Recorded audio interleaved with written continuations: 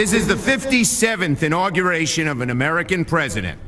And no matter how many times one witnesses this event, its simplicity, its innate majesty, and most of all its meaning, that sacred yet cautious entrusting of power from we the people to our chosen leader, never fails to make one's heart beat faster, as it will today with the inauguration of President Barack H. Obama.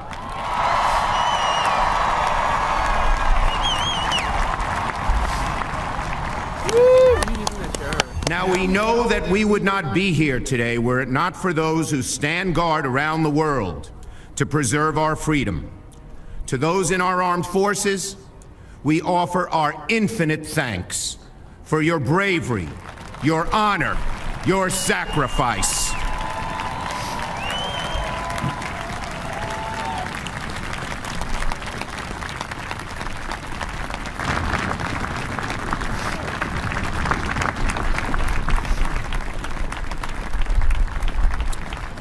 This democracy of ours was forged by intellect and argument, by activism and blood, and above all, from John Adams to Elizabeth Cady Stanton to Martin Luther King, by a stubborn adherence to the notion that we are all created equal and that we deserve nothing less than a great republic worthy of our consent.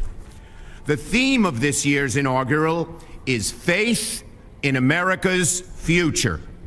The perfect embodiment of this unshakable confidence in the ongoing success of our collective journey is an event from our past.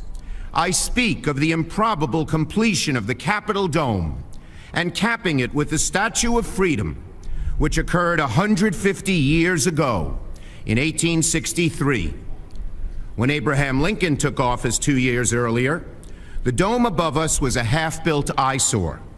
Conventional wisdom was that it should be left unfinished until the war ended, given the travails and financial needs of the times. But to President Lincoln, the half-finished dome symbolized the half-divided nation. Lincoln said, "If people see the Capitol going on, it is a sign we intend the Union shall go on." And so, despite the conflict which engulfed the nation and surrounded the city, the dome continued to rise. On December 2nd, 1863, the Statue of Freedom, a woman, was placed atop the dome where she still stands today. In a sublime irony, it was a former slave, now free American, Philip Reed, who helped to cast the bronze statue.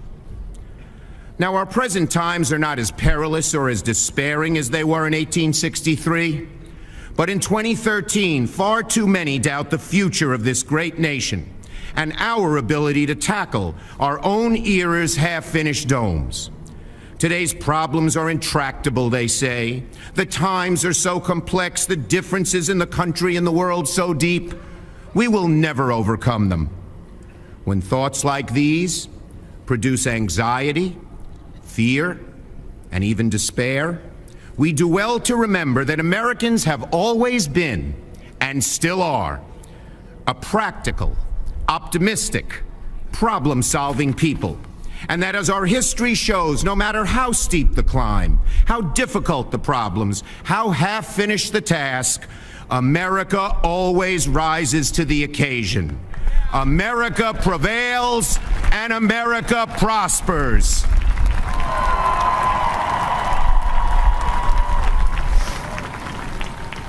And those who bet against this country have inevitably been on the wrong side of history.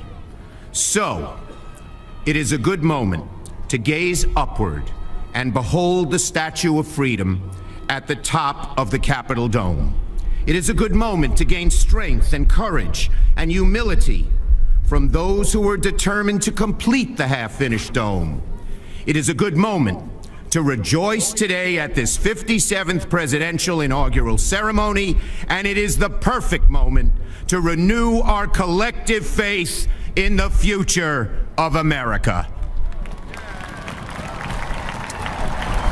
Thank you, and God bless these United States.